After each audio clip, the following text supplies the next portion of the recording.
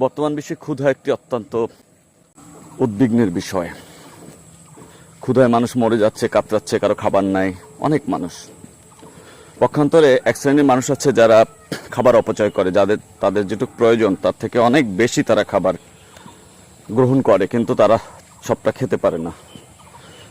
ফলে দেখা যায় তারা খাবারটি অপচয় করেন বা ফেলে দেন।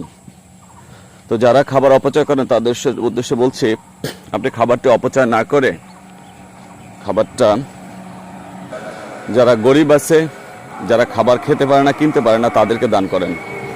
তাহলে আপনার খাবারে আরেকটি প্রাণ বেঁচে যাবে। তো আপনারা যারা এই খাবার গ্রহণের ক্ষেত্রে আপনার যতটুকু প্রয়োজন ঠিক ততটুকু খাবারই আপনি গ্রহণ করুন। এর থেকে বেশি খাবার নিলে সেটা অপচয়, এবং অপচয় করলে এর জন্য আপনার হয়তো খারাপ লাগে না, কিন্তু একজন ব্যক্তি যিনি খেতে পাচ্ছেন না তার খাবারটা তো নষ্ট হচ্ছে। তাই কারণে খাবার অপচয় করবেন না। শুধু খাবার না, যে কোনো ধরনের খাবার, ইভেন পানিও যদি হয়, আপনি যতটুকু পানি প্রয়োজন আপনি ঠিক ততটুকু পানিই গ্রহণ করুন।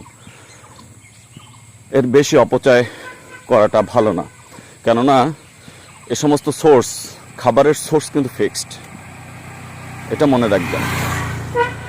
ধন্যবাদ সবাইকে। খাবার অপচয় থেকে খাবার অপচয় রোধ করুন, আপনার খাবারে অন্যের জীবন বাঁচান। ধন্যবাদ।